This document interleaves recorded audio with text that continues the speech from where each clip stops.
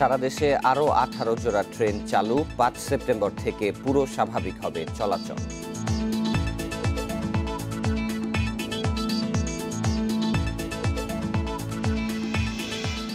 দ্বিতীয়বারে করোনায় আক্রান্তের তথ্য মিলেছে, খুবই সীমিত বলছে স্বাস্থ্য অধিদপ্তর।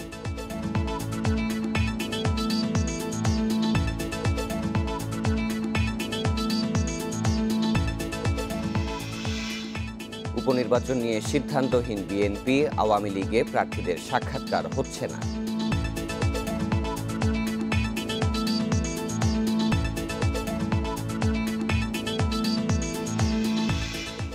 20 বছর পর কন্ডেম সেলে থেকে মুক্তি পাচ্ছেন শেখ জাহিদ, ক্ষতিপূরণ চায় পরিবার।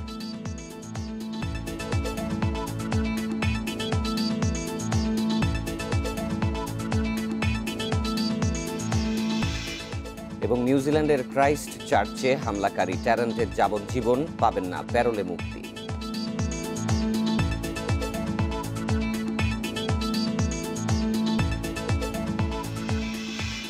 স্বাগত ইন্ডিপেন্ডেন্ট সংবাদের সঙ্গে আছি সঞ্চারী মজিদ তমা এবং আমি সাফাদ্দিন ফরিদ।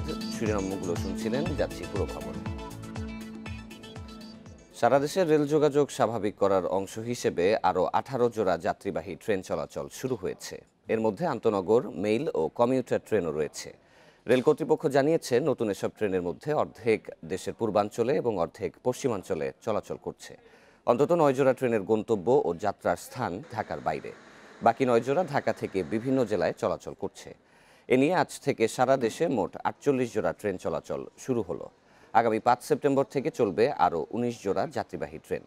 সেদিন থেকে সারা দেশে সব মিলিয়ে 67 জোড়া ট্রেন চলবে। এদিকে রেল চালুর পাশাপাশি স্বাস্থ্যবিধির কিছু কিছু বিষয় শিথিল করার পরিকল্পনা নিয়েছে সরকার। তবে সব টিকিট অনলাইনেই বিক্রির সিদ্ধান্ত বহাল রয়েছে। টিকিট কেনা যাবে শুধুমাত্র মোবাইল অ্যাপ এবং অনলাইনে। সামাজিক দূরত্ব নিশ্চিতে রেলের ধারণ ক্ষমতার 50% টিকিট বিক্রি করা হবে।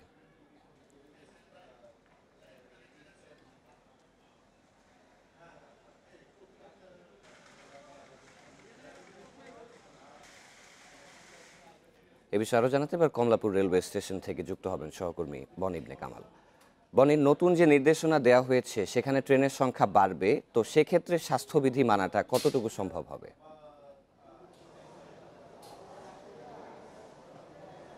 সাফাত, দেখুন, আমরা প্রথম থেকে যখন 31 মে থেকে আসলে সীমিত পরিসরে 8 জোড়া ট্রেন চালু হয়, তখন থেকে আমরা দেখছিলাম যে স্বাস্থ্যবিধি মানার ব্যাপারে রেল কর্তৃপক্ষের যে ধরনের পদক্ষেপ ছিল সেটা কিন্তু এখনও বহাল আছে। তবে একটি জিনিস ঠিক, যেহেতু আজকে 18 জোড়া ট্রেন যুক্ত হওয়ার পর 48 জোড়া ট্রেন টোটাল চালু হচ্ছে, সেক্ষেত্রে আমরা দেখতে পাচ্ছি সামাজিক দূরত্বের যে বিষয়টি বলা হচ্ছে সেটা আসলে মেনটেন করা কতটুকু সম্ভব হবে সেই বিষয় নিয়ে কিন্তু শঙ্কা রয়ে গেছে। কেননা আপনি জানেন যে যখন আসলে এই কাউন্টার দিয়ে ঢুকছে তখন একটি দূরত্ব মেনটেন করা যাচ্ছে, কিন্তু এরপর যখন আসলে প্ল্যাটফর্মে যাচ্ছেন যাত্রীরা এবং নতুন কোনো ট্রেন যখন এসে পৌঁছাচ্ছে তখন সেই সামাজিক দূরত্বের বিষয়টি কিন্তু একদম মানা হচ্ছে না বললেই চলে। সেক্ষেত্রে এক ধরনের শঙ্কা থেকেই যায়। পাশাপাশি আমরা বিভিন্ন যাত্রীদের সাথে কথা বলার চেষ্টা করেছিলাম, তারাও মনে করছেন যে যেহেতু করোনার প্রাদুর্ভাবটা এখন আসলে রয়ে গেছে, সেক্ষেত্রে এটা খুব বড় ধরনের একটি চ্যালেঞ্জ হয়ে দাঁড়াবে রেলওয়ে কর্তৃপক্ষের জন্য। পাশাপাশি আমরা এমনও কিছু যাত্রী পেয়েছি যারা আসলে অভিযোগ করছেন যে তারা অনলাইনে টিকিট কাটার ব্যাপারে আসলে খুব বেশি অভ্যস্ত নয়, যে কারণে তারা বিভিন্ন কম্পিউটারের যে দোকানগুলো রয়েছে সেগুলোতে যাচ্ছেন এবং সেখান থেকে টিকিট কাটার চেষ্টা করছেন। এবং সেক্ষেত্রে প্রায় বেশিরভাগ মানুষেরই অভিযোগ হচ্ছে তারা প্রায় 100-200 টাকা বেশি নিচ্ছে এবং এটি আসলে যাত্রীদের জন্য একটু ব্যয়বহুল হয়ে যাচ্ছে বলে তারা কিন্তু মন্তব্য করছেন। আমরা এমন যাত্রী পেয়েছি যার টিকিটের মূল্য 295 টাকা, কিন্তু তার থেকে আসলে দোকানে টিকিট কাটার পর রাখা হয়েছে 500 টাকা। এমন ব্যাপারও কিন্তু আমরা দেখতে পাচ্ছি। সার্বিকভাবে যে অবস্থানটি আসলে আমরা দেখতে পাচ্ছি সেখান থেকে মানুষ যদিও চাইছে যে আসলে ট্রেন চলাচলটি স্বাভাবিক হোক, কিন্তু সেক্ষেত্রে স্বাস্থ্যবিধি নিশ্চিতের ব্যাপারে যেন কোনো ধরনের অনীহা না হয় সেটাই আসলে তাদের প্রত্যাশা। আপনি জানেন আজকে আরও 18 জোড়া ট্রেন চালু হচ্ছে এবং 5 সেপ্টেম্বর আরও 19 জোড়া ট্রেন যুক্ত হবে। সেক্ষেত্রে কিন্তু প্রায় 67 জোড়া ট্রেন চালু হতে যাচ্ছে। আজকে যে ট্রেনগুলো চালু হয়েছে 18 জোড়া, তার মধ্যে 9 জোড়া ট্রেন এমন রয়েছে যেগুলো শুধুমাত্র ঢাকার বাইরে থেকে গন্তব্য এবং যাত্রা করবে, আর 9 জোড়া আসলে ঢাকা থেকে দেশের বিভিন্ন অঞ্চলে ছেড়ে যাবে।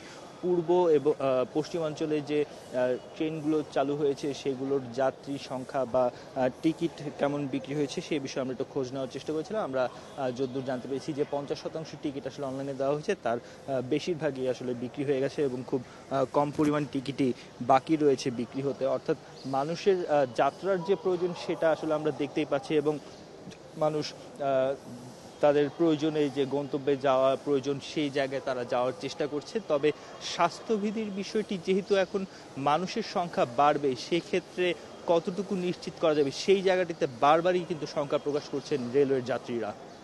সারা দেশে রেল যোগাযোগ স্বাভাবিক হওয়ার বিষয়ে বিস্তারিত জানাচ্ছিলেন সহকর্মী বনিবনে কামাল।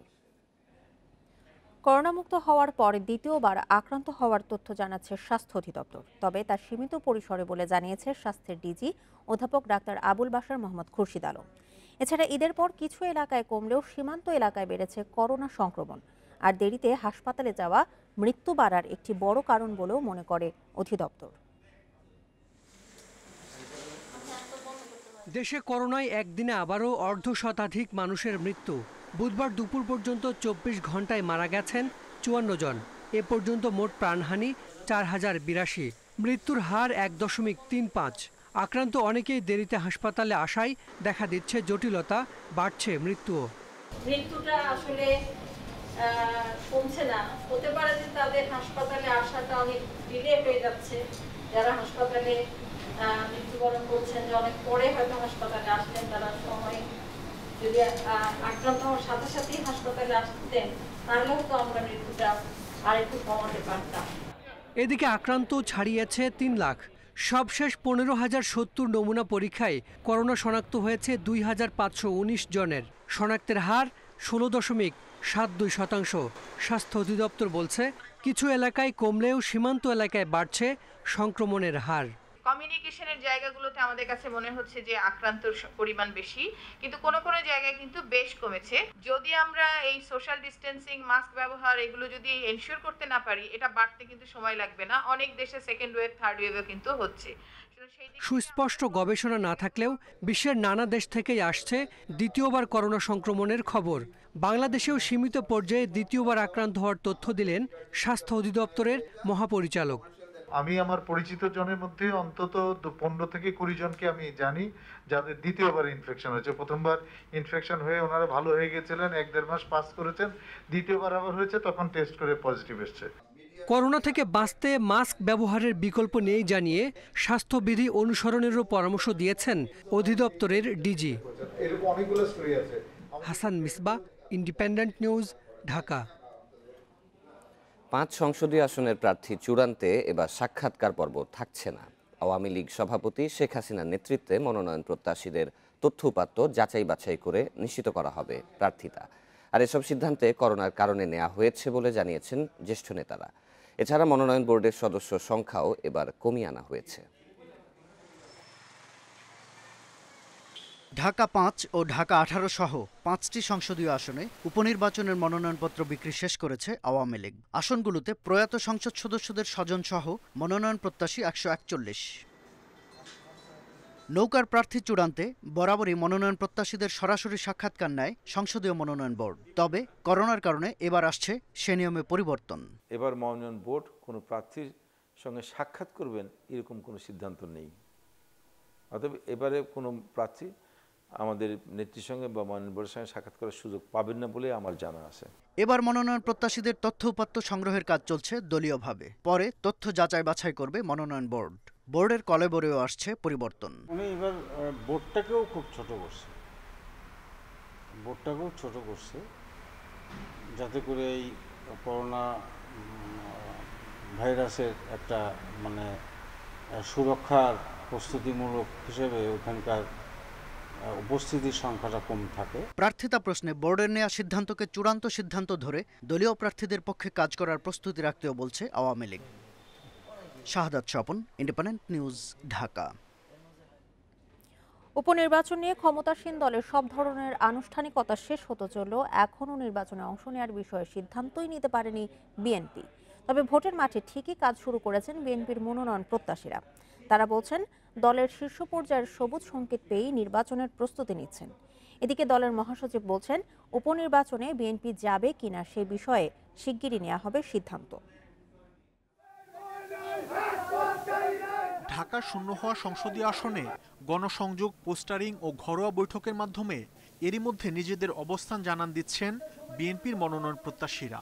ঢাকা 18 আসনের উপনির্বাচন পেছালেও গণসংযোগ অব্যাহত রেখেছেন দলের একাধিক মনোনয়ন প্রত্যাশী। জানান দলের নির্দেশেই প্রস্তুতি নিচ্ছেন তারা। গত নির্বাচনে আমাকে মনোনয়ন দিয়েছিল, যেহেতু ঐক্যফ্রন্টের একটা ব্যাপার ছিল, সেই কারণে হয়তো আমাকে সেখানে পরিবর্তন করেছে। নির্বাচন যখনই হয় আমাকে দেশনেত্রী বেগম খালেদা জিয়া, আমাদের প্রিয় নেতা তারেক রহমান আমাকে মনোনয়ন দিবেন। দলের হাইকমান্ড বলেছে যে নির্বাচনের মাঠে ময়দানে কাজ করতে হবে, কাজ করো, আমি কাজ করতেছি। প্রতিদিন ধরেন 2-3টা সমাবেশ করছি, উঠান সভা করছি, প্রত্যেক এলাকায় ইনশাল্লাহ ব্যাপক সাড়া পাচ্ছি। এদিকে উপনির্বাচনের তারিখ ঘোষণা হওয়া আসন ঢাকা 5-এ বিএনপির মনোনয়ন প্রত্যাশীরা আছেন ভোটের মাঠে। দল যদি উপনির্বাচনে অংশগ্রহণ করে তাহলে আমি নির্বাচনের জন্য প্রস্তুত আছি এবং নির্বাচন করব। যদি সরকার লেভেল প্লেইং ফিল্ড নির্বাচন দেয়, আমি 100% নিশ্চিত এই এলাকা থেকে বিপুল ভোটে আমি জয়যুক্ত হব। করোনা পরিস্থিতির কারণে জুলাই মাসে অনুষ্ঠিত বগুড়া 1 ও যশোর 4 উপনির্বাচনে বিএনপি অংশ নেয়নি। এখন আসন্ন উপনির্বাচনে দল অংশ নেবে কি না তা এখনো চূড়ান্ত হয়নি বলে জানান বিএনপি মহাসচিব মির্জা ফখরুল ইসলাম আলমগীর। কোনো সিদ্ধান্ত নেই, সবটাই আমাদের সিদ্ধান্ত হবে। করোনা ভাইরাসের জন্য আমরা সবটাই বন্ধ রাখছিলাম, মিটিং এর সিদ্ধান্ত হবে। শূন্য হওয়া আসনগুলোর মধ্যে আগামী 24 সেপ্টেম্বর পাবনা 4 আসনের ভোট, ঢাকা 5 ও নওগাঁ 6 আসনে উপনির্বাচন 17 অক্টোবর। আর করোনা মহামারী ও বন্যার কারণে আরও 90 দিন পেছানো হয়েছে ঢাকা 18 ও সিরাজগঞ্জ 1 আসনের উপনির্বাচন। মাহমুদ শরীফ, ইন্ডিপেন্ডেন্ট নিউজ, ঢাকা। ক্যাসিনো কাণ্ডে গ্রেপ্তার বহিষ্কৃত যুবলীগ নেতা সম্রাট 9 মাসেরও বেশি সময় ধরে বঙ্গবন্ধু মেডিকেলে। এবার তাকে নেওয়া হচ্ছে জাতীয় হৃদরোগ ইনস্টিটিউটে। অথচ সেখানে একই সমস্যায় গত অক্টোবরেও তাকে দেয়া হয়েছিল সুস্থতার ছাড়পত্র। এদিকে তার হাসপাতাল বাসের কারণে 8 মাস আগে অস্ত্র ও মাদক মামলার অভিযোগপত্র আদালতে জমা হলেও শুরু হয়নি বিচার। 9 মাস ধরে বঙ্গবন্ধু মেডিকেলে যুবলীগের বহিষ্কৃত নেতা ইসমাইল চৌধুরী সম্রাট। তার শারীরিক অবস্থা জানতে প্রিজন সেলে গিয়ে দেখা যায় গেট আটকে বসে আছেন 3 কারারক্ষী। তবে এর আগেই প্রিজন সেল থেকে সম্রাটকে নেওয়া হয় বি ব্লকের এসডিইউ ইউনিটে। সেখানে দায়িত্বরত 2 পুলিশ সদস্য আর 1 কারারক্ষী ব্যস্ত মোবাইল ফোনে। নিজেকে সম্রাটের কর্মী পরিচয় দিলে আনসার সদস্য রূপ ভুইয়া জানালেন একেবারে কাছের কেউ না হলে সম্রাটের সঙ্গে দেখা করা যাবে না। তবে সম্রাট সুস্থ আছেন। সুস্থ থাকলে হাসপাতালে কেন সম্রাট? এ প্রশ্নে চিকিৎসকের দাবি তার হৃদস্পন্দন অনিয়মিত, আর এর চিকিৎসা বঙ্গবন্ধু মেডিকেলে নেই জানিয়ে মার্চ থেকে আগস্ট পর্যন্ত 3টি চিঠি পরিচালককে দিয়েছে মেডিকেল বোর্ড। 3টা চিঠি দিয়েছে, এখানে বলছে যে ওনার যে চিকিৎসা সলভ করা সম্ভব না আমাদের পক্ষে, আমাদের চিকিৎসা এখান থেকে শেষ। কোনো কিছু হৃদস্পন্দনের অনিয়ম হয় সেটার জন্য হৃদরোগ ইনস্টিটিউটে হয় ওখানে। তাহলে সম্রাটকে ছাড়পত্র কেন দেয়া হচ্ছে না জানতে চাইলে হাসপাতাল পরিচালক জানালেন সম্রাটকে জাতীয় হৃদরোগ ইনস্টিটিউটে স্থানান্তরের জন্য চিঠি দেয়া হয়েছে। অথচ একই জটিলতা নিয়ে অক্টোবরে ভর্তির পর সুস্থ বলে ছাড়পত্র দিয়েছিল হৃদরোগ ইনস্টিটিউট। এগুলো তো একটা প্রশাসনিক প্রক্রিয়ার ভিতর দিয়ে যায়, তো সেই প্রক্রিয়াগুলোই আমরা করার চেষ্টা করছি এবং আমরা অলরেডি পত্র হয়তো দিয়ে দিয়েছি এবং এটা শীঘ্রই এটা কার্যকর ব্যবস্থা নিয়ে নেওয়া হবে। কারা সদর দপ্তর এ নিয়ে কথা বলতে না চাইলেও কেন্দ্রীয় কারাগারের জেলার জানিয়েছেন হৃদরোগ ইনস্টিটিউটে স্থানান্তরের চিঠি পেয়েছে তারা। শুরু হয়েছে সেখানে নেয়ার প্রক্রিয়া। যে ডক্টরের অধীনে ভর্তি ছিলেন উনি কালকে ওনার ডিরেক্টরকে চিঠিটা দিয়েছেন এবং আমাদেরকে একটা কপি দিয়েছেন। ওনার ডিরেক্টর ওই প্রয়োজনীয় ব্যবস্থা নেওয়ার জন্য আবার আমাদের কাছে আজকে ফরওয়ার্ড করছেন। সেই চিঠিটা আবার আমরা আজকে আইজির কাছে লিখে দিচ্ছি অনুমোদনের জন্য, তাকে এনআইসি বিডিতে পাঠানোর জন্য। এদিকে সম্রাটের বিরুদ্ধে করা মাদকের মামলার অভিযোগপত্র আদালতে দেয়া হয়েছে গত নভেম্বরে, আর অস্ত্র মামলাটির ডিসেম্বরে। সম্রাট অসুস্থ জানিয়ে আদালতে হাজির না করায় 3 দফা তারিখ পিছিয়েও শুরু হয়নি বিচার কাজ। হাসপাতালে থাকায় দুদকের অর্থ আত্মসাৎ মামলাতেও পড়েছে ভাটা। আইনজীবী বলছেন, বিষয়টি উচ্চ আদালতে জানিয়েও সমাধান মেলেনি। কোনো অসুখ বিসুখ ছাড়াই দেখেন রিপোর্ট, ওনারা বলছে আপনারা অ্যাপ্লিকেশন দেন, যখন শুনানি হলো ওনার যা খারিজ করে দিল, সেখানে আমরা অ্যাপ্লিকেশন দিইনি। এটা তো আমরা বিভিন্ন কারণে হরহামেশা দেখছি। সম্রাটের অর্থ আত্মসাতের অভিযোগ অনুসন্ধান করছে সিআইডিও, সেখানেও নেই দৃশ্যমান কোনো অগ্রগতি। Masudur Rahman, Independent News, Dhaka. সিনহা হত্যা মামলায় আদালতে দায় স্বীকার করে জবানবন্দি দিয়েছেন এপিবিএন সদস্য আব্দুল্লাহ। রাতে কক্সবাজারের সিনিয়র জুডিশিয়াল ম্যাজিস্ট্রেট তামান্না ফারার আদালতে 164 ধারায় জবানবন্দি দেন তিনি। বেলা 3:30টার দিকে আদালতে আনা হয় তাকে। জবানবন্দি দেওয়ার পর কড়া প্রহরায় আদালত থেকে প্রিজন ভ্যানে করে নিয়ে যান র্যাব সদস্যরা। গত শনিবার কক্সবাজার জেলা কারাগার থেকে 3 এপিবিএন সদস্যকে 7 দিনের রিমান্ডে নেয় আলোচিত এই হত্যা মামলার তদন্তকারী সংস্থা র্যাব। এপিবিএন কনস্টেবল আব্দুল্লাহ সিনহাকে গুলি করার সময় শামলাপুর চেকপোস্টে কর্মরত ছিলেন। এ সময় তার সাথে দায়িত্বরত ছিলেন এপিবিএন এর এএসআই শাহজাহান এবং কনস্টেবল রাজীব। এই দুজনও এখন রিমান্ডে রয়েছেন।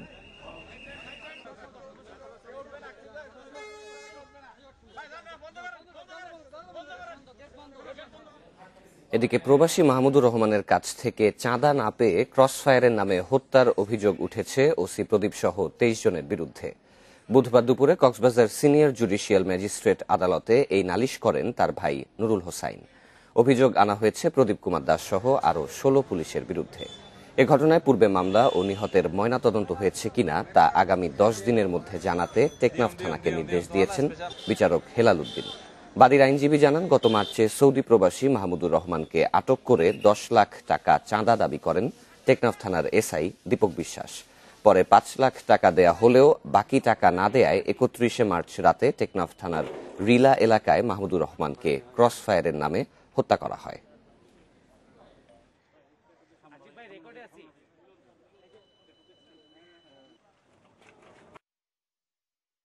আসামিগণ একে অপরের প্ররোচনায় 10 লক্ষ টাকা চাঁদা দাবি করার পর না দেওয়াতে তাকে গ্রেপ্তার করে নিয়ে যায়। আমরা কোর্টে প্রার্থনা করেছিলাম, আমাদের প্রার্থনা মতে আমরা নিজে আইন আমরা যখন দাবি করেছি তখন ওই নিজেই সমুটো আদেশ দিছে। চট্টগ্রামে ক্রসফায়ারের ভয় দেখিয়ে অর্থ আদায়ের অভিযোগে সিনহা হত্যার আসামি লিয়াকত সহ 7 জনের বিরুদ্ধে মামলা করেছেন ব্যবসায়ী জসিমউদ্দিন। বুধবার দুপুরে চট্টগ্রাম মহানগর হাকিম আবু সালেহ নোমানের আদালতে রয়েছে এই মামলা। পরে তা তদন্তের নির্দেশ দেওয়া হয়েছে গোয়েন্দা পুলিশকে। 2014 সালের 14 জুন ব্যবসায়িক বিরোধের এক মামলায় জিজ্ঞাসাবাদের জন্য ব্যবসায়ী জসিমউদ্দিনকে চট্টগ্রাম নগর গোয়েন্দা পুলিশের কার্যালয়ে ডেকে নেন তৎকালীন এসআই লিয়াকত আলী। জসিমউদ্দিনের অভিযোগ, সে সময় তার কাছ থেকে তদন্তের নামে 2.5 লাখ টাকা আদায় করেন লিয়াকত। পরে ক্রসফায়ারের ভয় দেখিয়ে আরও 5 লাখ দাবি করেন। এই টাকা আদায় করতে না পেরে ভুয়া মামলা দিয়ে কারাগারে পাঠানো হয় জসিমকে। ডিবি অফিসে ডেকে নিয়ে আমাকে 5 লক্ষ টাকা দাবি করতেছে মামলার সঠিক তদন্ত রিপোর্ট দেওয়ার জন্য। আর অন্যথায় আমাকে মামলাটা আপোস করার জন্য বলতেছে। আমার মামলার আসামিকে বাদী সাজাইয়া একটা ভুয়া মামলা দিল, মামলা দিয়ে আমাকে কোর্টে চালান দিল এবং ওই মামলায় আমি 19 দিন জেল খাটছি। মামলায় লিয়াকত ছাড়াও পুলিশের গোয়েন্দা বিভাগের সে সময়ের এডিসি বাবুল আক্তার, উখিয়া থানার বর্তমান ওসি মর্জিনা আক্তার সহ 9 পুলিশ ও 4 ব্যবসায়ীকে আসামি করা হয়েছে। আদালত 3 পুলিশ এসআই লিয়াকত, নজরুল ও হান্নান সহ 7 জনের বিরুদ্ধে অভিযোগ আমলে নেয়। তদন্তে বাকিদের সংশ্লিষ্টতা পেলে মামলায় অন্তর্ভুক্ত করা হবে বলে জানায় আদালত। এসআই লিয়াকত, যিনি বর্তমানে ইন্সপেক্টর হিসেবে ছিলেন এবং উনি রিসেন্টলি দেখা যাচ্ছে বরখাস্ত হয়েছেন, উনি সহ বিষ্ণুপদ পালিত, কাজল কান্তি বৌদ্ধ, জিয়াউর রহমান, এসআই নজরুল, এসআই হান্নান, এদের বিরুদ্ধে সরাসরি তদন্তের আদেশ দিয়েছেন এবং এক্সস্টিভ তদন্ত করতে বলেছেন। তদন্ত যদি বাকি আসামিদের নাম চলে আসে তাদেরকে আসামি হিসেবে অন্তর্ভুক্ত করা হবে মর্মে আদালত মৌখিকভাবে উল্লেখ করেছেন। লিয়াকত আলী বর্তমানে কক্সবাজারে অবসরপ্রাপ্ত মেজর সিনহা রাশেদ হত্যা মামলায় র্যাবের হেফাজতে রিমান্ডে রয়েছেন। Anupam Shil, Independent News, Chattogram. JKG doctor Sabrina 2টি জাতীয় পরিচয়পত্র পেয়েছে দুর্নীতি দমন কমিশন দুদক। এ বিষয়ে ব্যবস্থা নিতে নির্বাচন কমিশনকে চিঠি দিয়েছে সংস্থাটি। বুধবার দুপুরে দুদক সচিব জানান, দুর্নীতির অনুসন্ধান করতে গিয়ে এ তথ্য পেয়েছেন তারা। 12 জুলাই জেকেজির ডক্টর সাবরিনাকে গ্রেপ্তার করে পুলিশ। করোনার ভুয়া রিপোর্ট দেওয়ার অভিযোগ তার বিরুদ্ধে। 13 জুলাই থেকে তার অবৈধ সম্পদের অনুসন্ধানে নামে দুদক। দুর্নীতি খুঁজতে গিয়ে ডাক্তার সাবরিনার 2টি জাতীয় পরিচয়পত্র পাওয়া গেছে। বেশিরভাগ তথ্য মিল থাকলেও দুটিতে জন্ম তারিখ ও স্বামীর নাম আলাদা। ডাক্তার সাবরিনার 2টা এনআইডি কার্ডের বিষয়ে নির্বাচন কমিশনের সচিব মহোদয়কে আমাদের অনুসন্ধানকারী কর্মকর্তা পত্র দিয়েছে। নির্বাচন কমিশন থেকে তথ্য পাওয়ার পর অনুসন্ধানকারী কর্মকর্তা পরবর্তী আইনানুগ ব্যবস্থা গ্রহণ করবে। তবে দুর্নীতি বিশ্লেষকরা বলছেন, নির্বাচন কমিশন কিভাবে একই ব্যক্তিকে 2টি পরিচয়পত্র দিল তা খতিয়ে দেখা দরকার। জেকেজি টপ টু বটম, অর্থাৎ জেকেজি শব্দটার সাথেই প্রতারণা, জালিয়াতি, দুর্নীতি একাকার হয়ে গেছে। সেই প্রেক্ষিতে এটা গুরুত্ব পায় এবং এটা অবশ্যই অন্য অপরাধের সাথে সংশ্লিষ্ট যে অপরাধ হিসাবে যথাযথ আইনি প্রক্রিয়ায় এটা বিচার হতে হবে। এছাড়া ডক্টর সাবরিনা জেকেজি হেলথ কেয়ারের প্রকৃত চেয়ারম্যান কিনা তা জানতেও নথিপত্র অনুসন্ধান করছে দুদক। রিশাদ হুদা, ইন্ডিপেন্ডেন্ট নিউজ, ঢাকা। অবশেষে আইনের কাছে ধরা দিলেন স্বাস্থ্য অধিদপ্তরের কর্মকর্তা আফজাল হোসেন। দুদকের মামলায় আত্মসমর্পণ করলে কারাগারে পাঠায় আদালত। তবে এখনও পালিয়ে আছেন তার স্ত্রী রুবিনা খানম। এই দুজনের বিরুদ্ধে প্রায় 300 কোটি টাকা পাচারের অভিযোগ। কর্মজীবন শুরু করেছিলেন স্বাস্থ্য অধিদপ্তরের অফিস সহকারী হিসেবে। শেষ পর্যন্ত হিসাবরক্ষণ কর্মকর্তার দায়িত্বে ছিলেন। তার বিরুদ্ধে অবৈধ সম্পদ অর্জন ও অর্থ পাচারের অভিযোগ। 2019 সালের 27 জুন দুর্নীতি দমন কমিশনের উপপরিচালক তৌফিকুল মামলা করলে পালিয়ে যান তিনি। বুধবার সকালে ঢাকার মহানগর সিনিয়র স্পেশাল জজ কেএম ইমরুল কায়েসের আদালতে আফজাল আত্মসমর্পণ করলেও রুবিনা খানম এখনো পলাতক। আফজালের জামিন আবেদন নাকচ করে কারাগারে পাঠিয়েছে আদালত। এই মামলাতে 19 সালের ঘটনা নিয়ে করা হয়েছে। সেই ক্ষেত্রে আমাদের আর্গুমেন্ট ছিল যে 19 সালে যদি করা হয়ে থাকে তাহলে দুদককে অবশ্যই বলতে হবে 2013 সালের পরে 19 সাল পর্যন্ত তার কতখানি সম্পদ বৃদ্ধি পেয়েছে, যে সংক্রান্তে ওনাদের ইনভেস্টিগেট হয়নি। বাট দুদক ওই ধরনের কোনো বক্তব্য আসেনি। ওনারা সরাসরি বলেছেন sir money laundering huge amount, so উনি কাস্টডিতে যাওয়ার যোগ্য। লার্নেড কোর্ট ওনাদের যে আর্গুমেন্ট গ্রহণ করেছেন। দুদকের মামলায় বলা হয়েছে আফজালের 20,74,32,032 টাকা এবং তার স্ত্রী রুবিনা খানমের 263,76,81,175 টাকা পাচারের প্রমাণ পাওয়া গেছে। দুদকের একটি মামলায় রুবিনা খানম এবং আফজাল হোসেন 2 জন আসামি। রুবিনা খানম আফজাল হোসেনের স্ত্রী।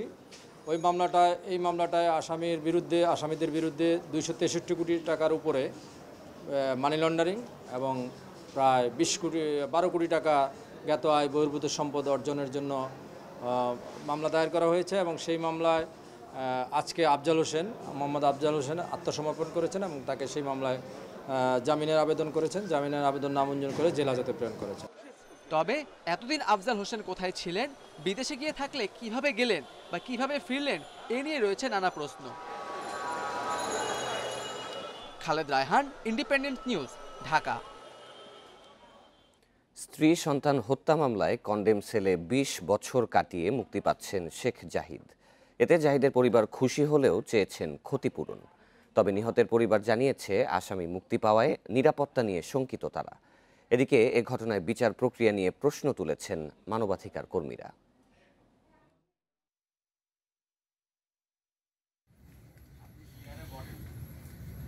1997 সালের জানুয়ারিতে বাগেরহাটের ফকিরহাটে নিজ বাড়িতে পাওয়া যায় রহিমা ও তার শিশুকন্যা রেশমার মরদেহ।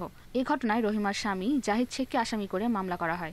2000 সালে বিচারিক আদালতে তাকে ফাঁসির আদেশ দেওয়া হয়। 2004 সালে মৃত্যুদণ্ড বহাল রেখে রায় দেন হাইকোর্ট। পরে 2007 সালে মামলাটি আপিল বিভাগে যায়। এটি প্রধান বিচারপতির নজরে আসলে শুরু হয় শুনানি। মামলায় বিভিন্ন অসঙ্গতি থাকায় প্রধান বিচারপতির নেতৃত্বে 6 বিচারকের আপিল বেঞ্চ গত মঙ্গলবার আসামিকে খালাসের রায় দেন। এই মামলায় এফআইআরে যেসব সাক্ষী ছিল 4 জন তারা সাক্ষী দেয় নাই। 8 জন আইও এই মামলা তদন্ত করেছে, যেটা একটা অ্যাবসার্ড স্টোরি। সব মিলিয়ে ঘটনাটা ডাউটফুল। 20 বছর বিনা দোষে সাজা খাটায় ক্ষুব্ধ জাহিদের পরিবার। মামলার সুষ্ঠু তদন্ত ও জাহিদকে ক্ষতিপূরণের দাবি স্বজনদের।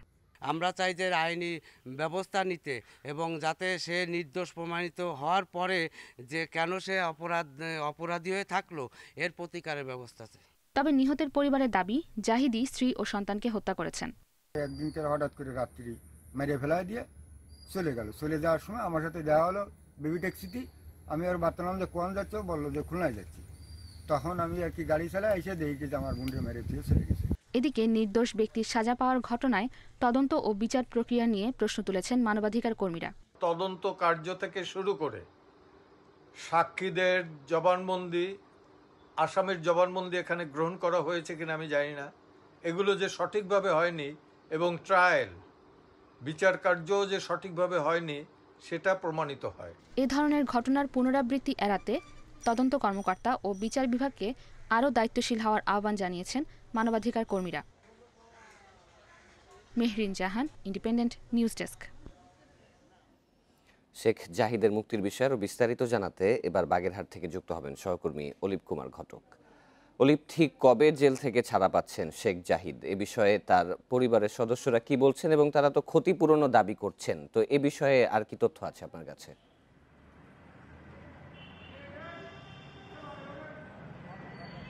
আপনাকে প্রথমে জানিয়ে রাখি, আমি গতকাল এই রায় ঘোষণার পর আমি নিহতের পরিবারের কাছে গিয়েছিলাম। নিহতের পরিবারের সদস্যদের সাথে আমি কথা বলেছি। তারা কিন্তু এখন এই সর্বোচ্চ আদালত এই আসামিকে যখন মুক্তি দিচ্ছে এই খবরে কিন্তু তারা উদ্বিগ্ন। তারা হচ্ছে তাদের নিরাপত্তা নিয়ে শঙ্কিত, কেননা তারা একটা কথা বলেছে, 2000 যখন এই মামলাটি নিম্ন আদালতে রায় হয় তখন কিন্তু এইখানের যখন তাকে কাঠগড়ার থেকে নামিয়ে নিয়ে যাওয়া হয় তখন কিন্তু স্বজনদেরকে জাহিদের পরিবার, জাহিদ নিজে হুমকি দিয়েছিল এবং সে বলেছিল যে আমি একদিন বেরোবো এবং আমি বেরিয়ে তোদের দেখে নেব। এটা আর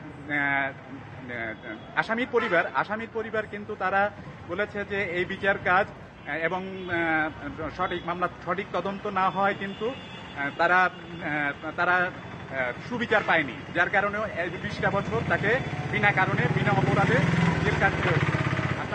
আপনি জানতে চেয়েছিলেন, আপনি আমার কাছে জানতে চেয়েছিলেন যে তাকে কবে নাগাদ মুক্তি দেওয়া হচ্ছে। আমি এই বিষয়ে কথা বলেছিলাম খুলনা জেল সুপারের সাথে। তিনি আমাকে যেমনটি জানিয়েছেন যে এখনো পর্যন্ত সর্বোচ্চ আদালতের যে আদেশ, সেই আদেশ কিন্তু এখনো তাদের কাছে পৌঁছায়নি। আদেশ পৌঁছালেই হচ্ছে তাকে মুক্তি দেওয়া হবে। এই ছিল আমার কাছে। আপনি এই বিষয়ে তথ্য রাখতে থাকবেন, আমরা আবার যুক্ত হব। বাগেরহাট থেকে জানাচ্ছিলেন সহকর্মী। বৈরী আবহাওয়ায়ও বন্ধ থাকার পর স্বাভাবিক হতে শুরু করেছে উপকূলীয় এলাকার লঞ্চ চলাচল। তবে এখনও লঞ্চ চলাচল বন্ধ আছে দৌলতদিয়া পাটুরিয়া রুটে। লঘুচাপের প্রভাবে হালকা ও মাঝারি বৃষ্টি হওয়ায় বুধবার সকাল থেকে বরিশালের অভ্যন্তরীণ 12টি রুটে লঞ্চ চলাচল বন্ধ ঘোষণা করা হয়। আবহাওয়া স্বাভাবিক হলে সকাল 8টা থেকে শুরু হয় লঞ্চ চলাচল। লক্ষ্মীপুরে লঞ্চ ও ফেরি চলাচল স্বাভাবিক হলেও রয়েছে যানজট। উপকূলীয় জেলা নোয়াখালীতে সি ট্রাক চলাচল বন্ধ রয়েছে। তবে বিচ্ছিন্নভাবে চলাচল করছে কিছু কিছু ছোট নৌযান। তবে তীব্র স্রোতের কারণে দৌলতদিয়া পাটুরিয়া রুটে এখনও বন্ধ আছে লঞ্চ চলাচল। এতে ভোগান্তিতে পড়েছেন যাত্রীরা।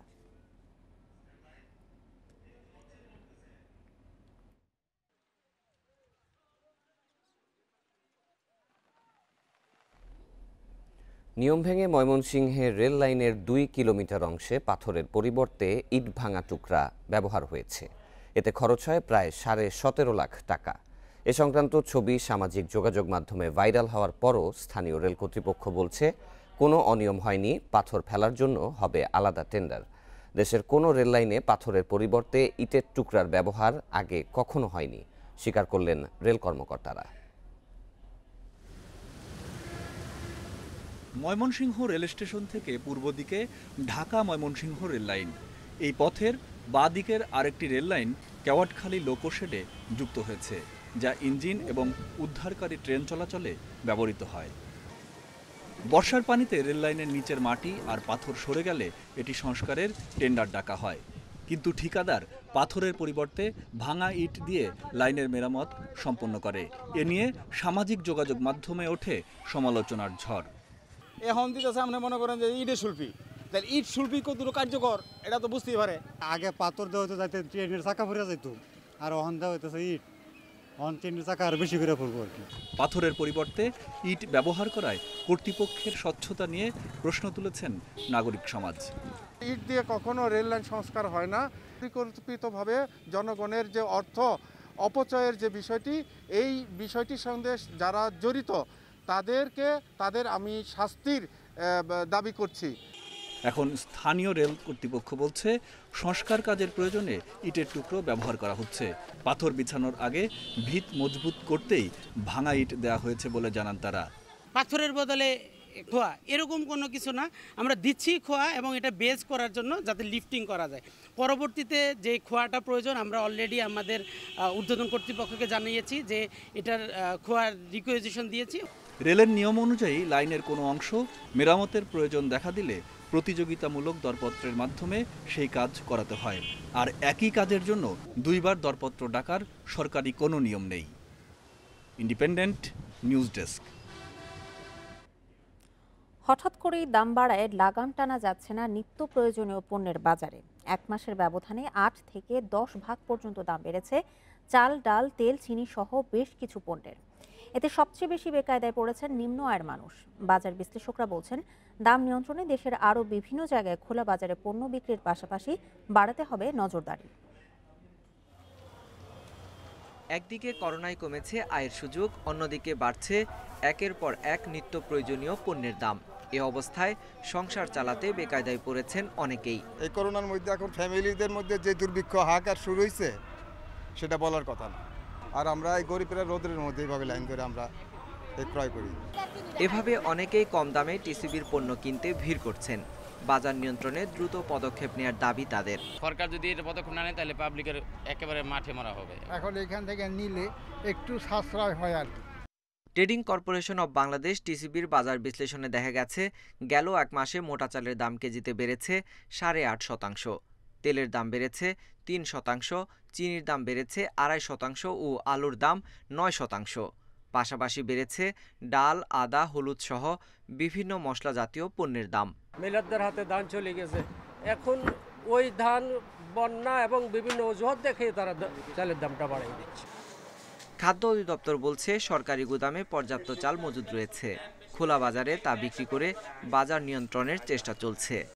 ওএমএস চালু করছি আমরা, মোটা চালেরই সমস্যা বেশি। মোটা চাল যারা কেনে তাদের জন্য ওএমএস চালু করা হয়েছে এবং এটা ঢাকা শহরে বেশি, ঢাকার বাইরে অতটা বাড়ে নাই।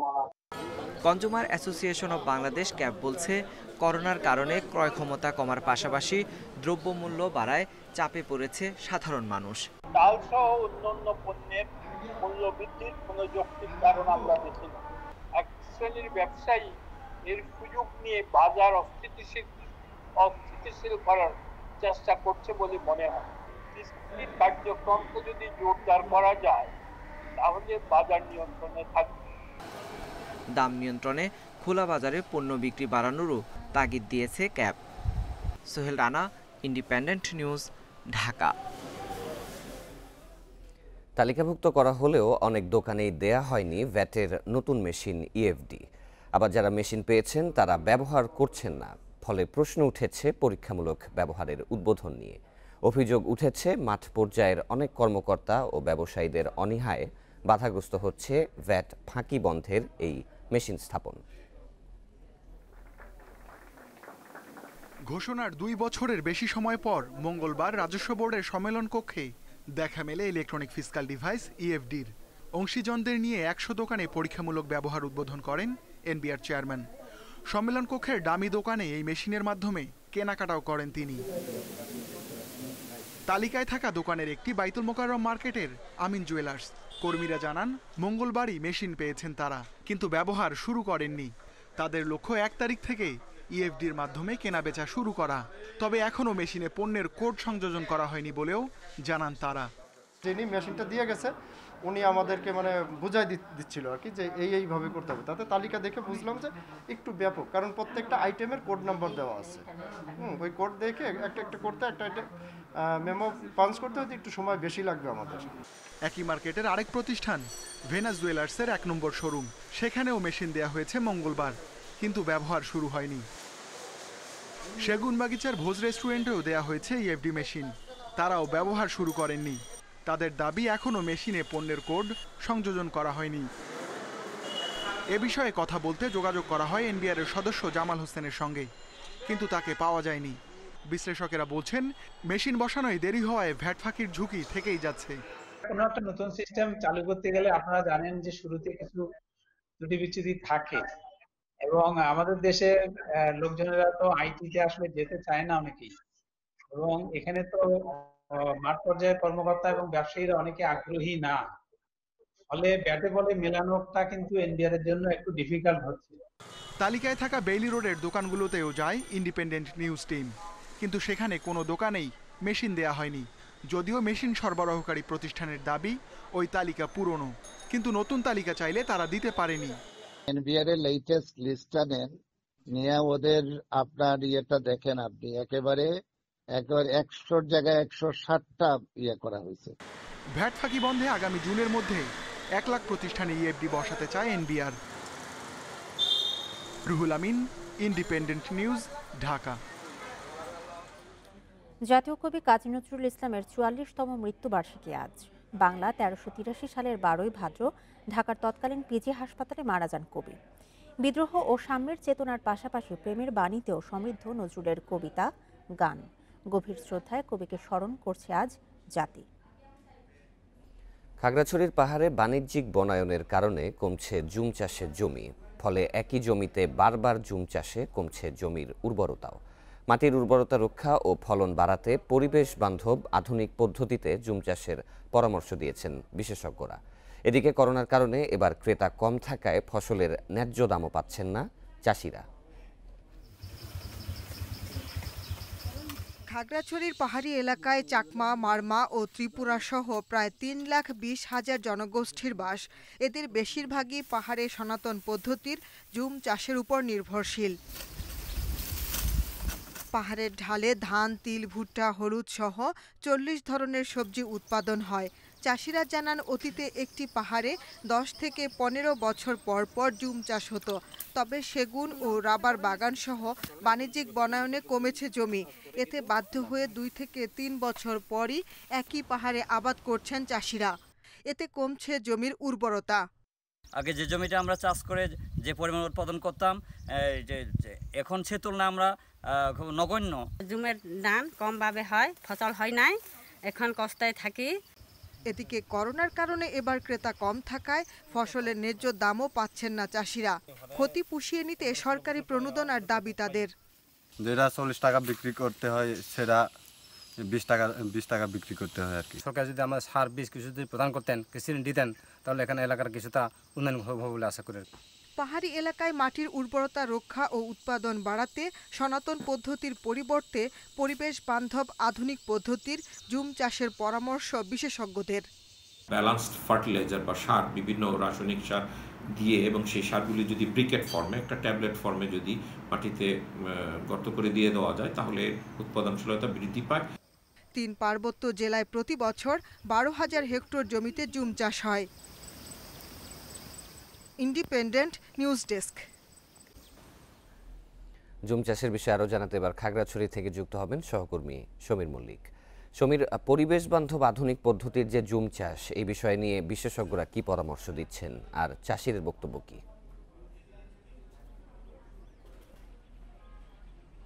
দেখুন, পার্বত্য চট্টগ্রামে যারা ত্রিপুরা, চাকমা, মারমা রয়েছে, এরা মূলত খাগড়াছড়িতে যারা বসবাস করে তারা মূলত জুমের উপর নির্ভরশীল, এবং তাদের যে সারা বছরের যে খাবারের জোগান সেটা কিন্তু জুম থেকে আসে। কিন্তু দুঃখজনক একটা বিষয় হলো যে পার্বত্য চট্টগ্রাম উন্নয়ন বোর্ড এবং বা বেসরকারিভাবেও যে এখানে যে বাণিজ্যিক বনায়নগুলো হয়েছে, বিশেষ করে রাবার প্ল্যান্টেশন এবং সেগুন গাছ, আমরা জানি আসলে সেগুন এবং রাবার এটা প্রকৃতির জন্য আসলে খুব ইতিবাচক কোনো ফল না, এটা পাহাড়ের পানির যে শোষণ সেটাও করে ফেলে।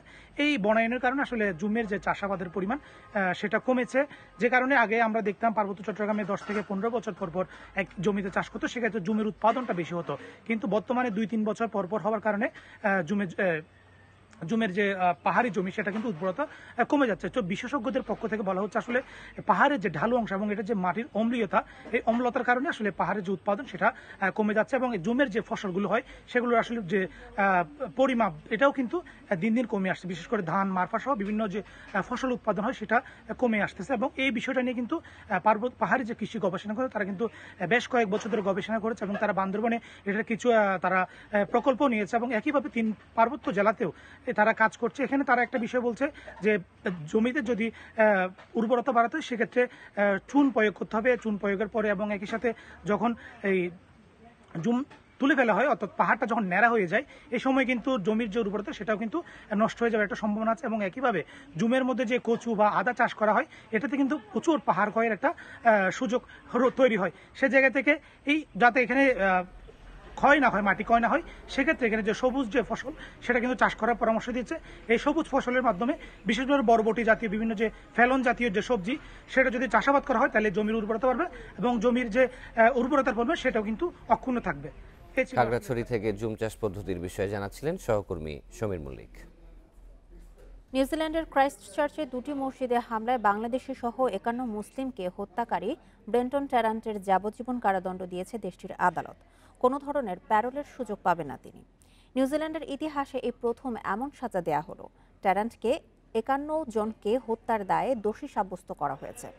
এর আগে 23শে আগস্ট এই মামলার শুনানি শুরু হয়। শুনানিতে হামলায় বেঁচে যাওয়া ব্যক্তিদের মুখোমুখি করা হয় ট্যারান্টকে।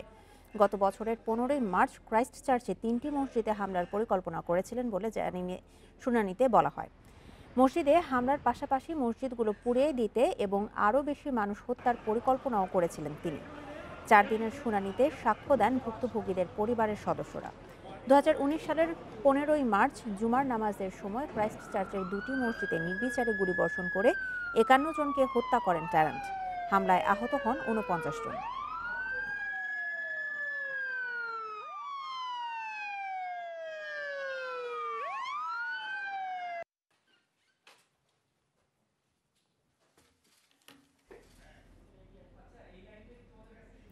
এ বিষয়ে আরও জানাতে নিউজিল্যান্ড থেকে যোগ দিচ্ছেন অকল্যান্ডের অনারারি কনসাল শফিকুর রহমান ভূঁইয়া।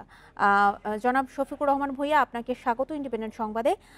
জনাব শফিক, আপনার কাছে একটু জানতে চাই যে ট্যারান্টকে যে যাবজ্জীবন কারাদণ্ড দেওয়া হলো, এই রায়ের পর নিউজিল্যান্ডে যে বসবাসরত বাংলাদেশিরা রয়েছেন এবং যারা এই হামলার শিকার হয়েছেন তাদের পরিবারগুলো কি বলছে এই বিষয়ে? ধন্যবাদ। হ্যাঁ, এটি আজকে সুখের দিন, সুখের দিক দিয়ে বলবো না, প্রাপ্তির দিন। আমাদের বাঙালি, আপনারা জানেন 5 জন আমাদের বাঙালি প্রাণ হারিয়েছেন এবং প্রায় 20 জনের মতো আমাদের বাঙালি আহত হয়েছিলেন। তারা সবাই এই রায়ে স্বস্তি প্রকাশ করেছেন এবং সত্যি কথা বলতে কি এই রায়টা ছিল আমাদের প্রত্যাশার থেকে অনেক উপরে আমরা পেয়েছি। এবং আপনার সংবাদই বলেছেন এটি নিউজিল্যান্ড ইতিহাসে প্রথম এই ধরনের রায় যে তাকে আজীবন, সারা জীবন তাকে কারাগারের অন্ধ প্রকোষ্ঠে থাকতে হবে। তাই আমরা খুশি, নিউজিল্যান্ড জনগণও খুশি এবং নিউজিল্যান্ড প্রাইম মিনিস্টার উনি এত ব্যস্ততার মাঝেও এই রায় শুনে উনি তাৎক্ষণিক প্রতিক্রিয়া ব্যক্ত করেছেন এবং উনিও ওনার রায়ের প্রতি সন্তুষ্টি প্রকাশ করেছেন। ধন্যবাদ জনাব শফিকুর আপনাকে আমাদের সঙ্গে যুক্ত হবার জন্য। একদিন আরও 1000-এর বেশি মৃত্যু নিয়ে ভারতে করোনায় প্রাণহানি 60,000 ছাড়িয়েছে। নতুন 74,000 রোগী নিয়ে বুধবার সবচেয়ে বেশি শনাক্ত ভারতে। আক্রান্ত ছাড়িয়েছে 33 লাখ। এদিকে বিশ্বে 24 ঘন্টায় করোনায় প্রাণ গেছে আরও 6,000 মানুষের। নতুন করে আক্রান্ত হয়েছেন 2,60,000-এর বেশি। এ নিয়ে করোনায় মোট মৃত্যু 8,28,000 ছাড়ালো। শনাক্ত 2,43 লাখ। 24 ঘন্টায় যুক্তরাষ্ট্রে 1,231 জনের মৃত্যু হয়েছে। ব্রাজিলে মারা গেছেন 1,000। ফ্রান্সে বুধবার 5,500 এবং স্পেনে 3,500-এর বেশি মানুষের দেহে মিলেছে করোনা ভাইরাস। করোনা মোকাবিলায় 29 আগস্ট থেকে 1 মাসের জন্য সীমান্ত বন্ধ রাখছে ইউক্রেন। 1 সেপ্টেম্বর থেকে সব মসজিদ খুলে দিচ্ছে কাতার সরকার। সংক্রমণ বাড়ায় জর্ডানের আম্মানে শুক্রবার 24 ঘন্টা লকডাউন জারি করা হয়েছে। গাজার হামাসে সংক্রমণ রুখতে 3 দিন বাড়ানো হয়েছে লকডাউনের মেয়াদ। করোনা বাড়ায় রাজধানী সহ রাখাইন রাজ্য লকডাউনের আওতায় এনেছে মিয়ানমার সরকার।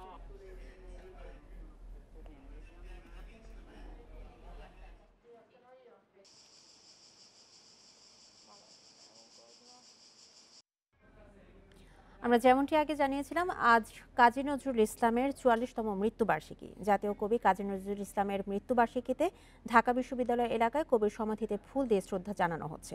সেখানে আছেন আমাদের সহকর্মী নাহিদ কামাল, যাচ্ছি তার কাছে। নাহিদ, কবির সমাধিতে শ্রদ্ধা জানাতে এখন কারা কারা এসেছেন এবং কবিকে স্মরণ করার জন্য আজকে আর কি ধরনের কর্মসূচি রয়েছে? যে আমি সকালে যেমনটি জানাচ্ছিলাম, মূলত হচ্ছে আপনার সকালে বিএনপির পক্ষ থেকে রুহুল কবির রিজভী এসেছিলেন এখানে শ্রদ্ধা জানাতে। এরপর ঢাকা বিশ্ববিদ্যালয়ের ভিসি কিন্তু এখানে শ্রদ্ধা জানিয়েছেন। এখন যারা জানাচ্ছেন, এখন মূলত হচ্ছে কিছুক্ষণ আগে, আমি যদি আপনাকে একটু দেখাই, কিছুক্ষণ আগে এখানে এসেছিলেন আওয়ামী লীগের সাধারণ সম্পাদক ওবায়দুল কাদের এবং আওয়ামী লীগের অন্য যেসব অঙ্গ সংগঠনের নেতাকর্মীরা আছেন তারাও কিন্তু এখানে এসেছেন কবির সমাধিতে আপনার ফুল দিয়ে শ্রদ্ধা নিবেদন করতে। এখন পর্যন্ত যেটি দেখা যাচ্ছে, ক্ষণে ক্ষণে যেটি দেখা যাচ্ছে যে কিছুক্ষণ পর পর বিভিন্ন রাজনৈতিক বা সাংস্কৃতিক সংগঠনের বিভিন্ন নেতাকর্মীরা এখানে আসছেন এবং সমাধিতে ফুল দিয়ে শ্রদ্ধা নিবেদন করছেন। আর এই ক্ষেত্রে মূলত সমাধিতে ফুল দিয়ে শ্রদ্ধা নিবেদনের ক্ষেত্রে অনেকটাই মূলত হুড়োহুড়ির যে ব্যাপারগুলো সেটা অনেকটা এবার এড়িয়ে চলার বা এড়ানোর চেষ্টা কিন্তু করা হচ্ছে এবং আইনশৃঙ্খলা বাহিনীর পক্ষ থেকে গেটও ব্যাপক নিরাপত্তা ব্যবস্থা কিন্তু জোরদার করা হয়েছে। এখানে কিন্তু অন্যান্য রাজনৈতিক নেতাকর্মীরা যারা আসছেন তারা যে বিষয়টি বলছেন যে কবি কাজী নজরুল ইসলামের যে আদর্শ চেতনা এবং তার যে কবিতায় উদ্বুদ্ধ হয়ে দেশের ক্রান্তিকালে কিভাবে দেশকে এগিয়ে নেওয়া যায় এবং সংকট থেকে উত্তরণের যেই বার্তা সেটিকে অনুসরণ করে কিন্তু আগামীর পথ চলায় এবং দেশের উন্নয়নে কিভাবে ভূমিকা রাখা যায় সেই বিষয়গুলো কিন্তু রাজনৈতিক নেতাকর্মী যারা আছেন তারা কিন্তু আমাদেরকে কিছুক্ষণ আগেও জানিয়েছিলেন। তো এইখানে এখন পর্যন্ত যেটি দেখা যাচ্ছে যে কিছুক্ষণ পর পরে কিন্তু বিভিন্ন অঙ্গ সংগঠনের নেতাকর্মীরা আসছেন এবং বেদিতে ফুল দিয়ে শ্রদ্ধা নিবেদন করছেন। কিন্তু আমি যদি আপনাকে এখানে দেখাই, এখানে কিন্তু শুধুমাত্র রাজনৈতিক নেতাকর্মী না, এখানে দেখা যাচ্ছে যে বাংলা একাডেমি এবং আপনার নজরুল ইনস্টিটিউটের যারা আছেন তারাও কিন্তু সকালে এসেছিলেন এবং ফুল দিয়ে শ্রদ্ধা নিবেদন করেছেন। নজরুল ইনস্টিটিউটের পক্ষ থেকে কিন্তু আজকে করোনার কারণে তাদের যে আনুষ্ঠানিকতা আছে সেটি কিন্তু কিছুটা সীমিত করা হয়েছে। তারা আমাদেরকে যে বিষয়টি জানিয়েছেন, সকাল 10টায় তাদের একটি আনুষ্ঠানিকতা প্রোগ্রাম রয়েছে এবং সেটি মূলত করা হবে অনলাইনে এবং সেটি ফেসবুকে সরাসরি লাইভ সম্প্রচার হবে। এই আনুষ্ঠানিকতার মধ্য দিয়ে সকাল 10টায় তাদের আনুষ্ঠানিকতা শুরু হবে এবং সেটি চলবে 12টা পর্যন্ত। এরপর বিকাল 4টায়ও কিন্তু প্রোগ্রাম রয়েছে। করোনা পরিস্থিতি বিবেচনায় সেই সব অনুষ্ঠানগুলো সীমিত পরিসরে করার সিদ্ধান্ত কিন্তু কর্তৃপক্ষ নিয়েছে। তো আমরা যেটি দেখছি যে এখনো কিন্তু ফুল দিয়ে শ্রদ্ধা নিবেদন করছে বিভিন্ন সাংস্কৃতিক সংগঠনের নেতাকর্মীরা এবং তারা এখানে আসছেন এবং বলতে পারি যে আসলে যেহেতু 12টা নাগাদ আরও বেশ কিছু আনুষ্ঠানিকতা রয়েছে, এরপরে পরের বুলেটিনে আরও বিস্তারিত জানাতে পারবো। ঢাকা বিশ্ববিদ্যালয় এলাকা থেকে কবির সমাধিস্থল থেকে জানাচ্ছিলেন আমাদের সহকর্মী নাহিদ কামাল। বার্সেলোনা ছাড়তে চান লিওনেল মেসি, কিন্তু ক্লাব কি তাকে ছাড়বে? বার্সা স্পোর্টিং ডিরেক্টর রেমন প্ল্যানেস বলেছেন মেসি এখনও তাদের ভবিষ্যৎ পরিকল্পনার অংশ। দুই পক্ষের জন্য সেরা সমাধান খুঁজতে কাজ করছে ম্যানেজমেন্ট।